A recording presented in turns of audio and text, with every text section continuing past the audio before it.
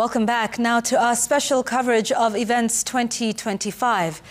Nakuru County has, over the past 3 years, witnessed a surge in sinkholes and ground fissures across different parts of the region. A stark reminder that the Rift Valley lies on some of the most geologically unstable ground.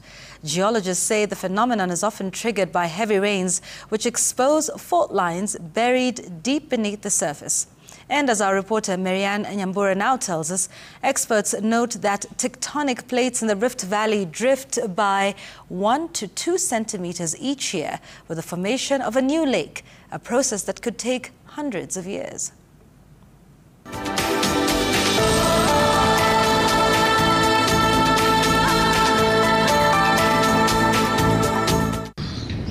Kaptembo area in Nakuru West.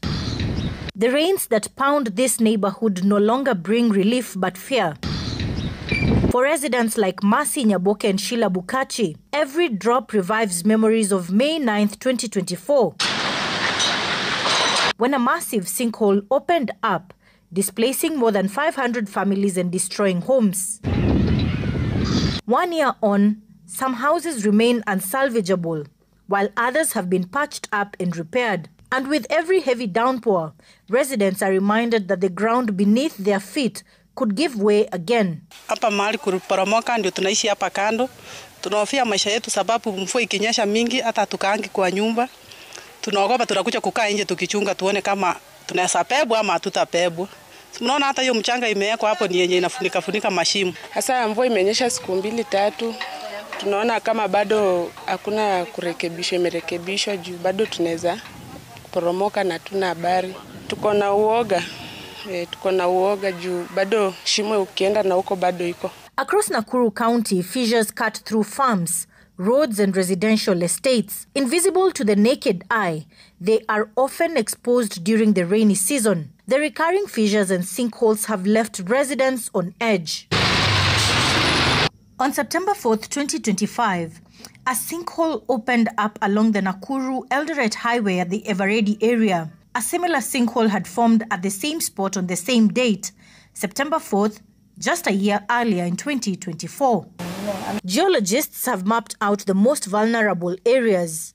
Citizen TV has learnt that a fault line dubbed the Makalia Fault, running from the Menengai crater, a massive dormant volcano, through to Lake Nakuru, is active. Along this fault line are the areas of Kaptembo in the western part of Nakuru, Gyoto, northeast of Nakuru, Everready, northwest of Nakuru, and Kiamunyi, northwest of Nakuru, where sinkholes have appeared repeatedly in the past 3 years. Geologists are still conducting studies after sinkholes formed in areas such as Ngata, southwest from Nakuru City, and Gilgil, northeast from Nakuru. The Makalia Fault, that is only one, but some of them are not visible because of the thick pyroclastic layer which is there in Nakuru, and we've done some mapping and maybe we shall be able to identify them. There are two main features that are very visible. The western side, which goes that is from Caldera, Paidivram Estates, all the way to Koinange Primary, Kaptembo through Shabab area. And then we have the bigger one also in the area of Bagalia River. This phenomenon has fueled speculation that the Rift Valley could be splitting, even giving rise to a new lake.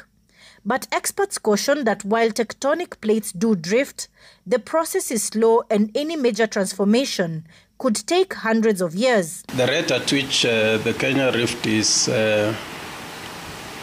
opening up is less than 1 centimeter, maximum maybe 2 centimeters per year. Nakuru is one of Kenya's fastest growing cities, with new estates and multi-story buildings rising rapidly. But as the city expands, a critical question emerges. How does a fast-growing urban center plan safely and sustainably in the face of these unique geological changes? When you look at the Nakuru buildings, a number of buildings have got cracks. Because from below, there's nothing holding. We don't have a rock basement in Nakuru to hold that soil, to hold the mass or the concrete within the surface. 2, we're also doing a lot of destruction of the forest. When you move towards the Menengai crater, probably in a couple of years, people will be putting the houses at the peak of Menengai. And I don't know why we are allowing, why the physical planning are approving buildings towards the mosque, the crater. County officials say resilience planning is already underway.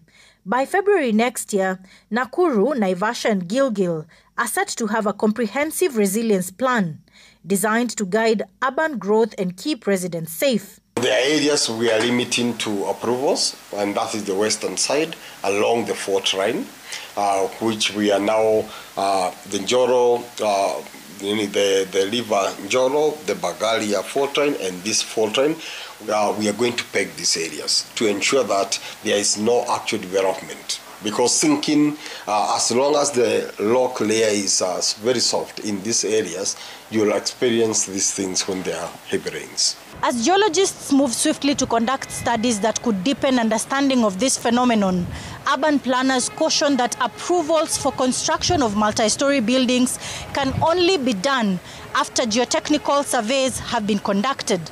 Maria Nyambura, Citizen TV, in Nakuru County.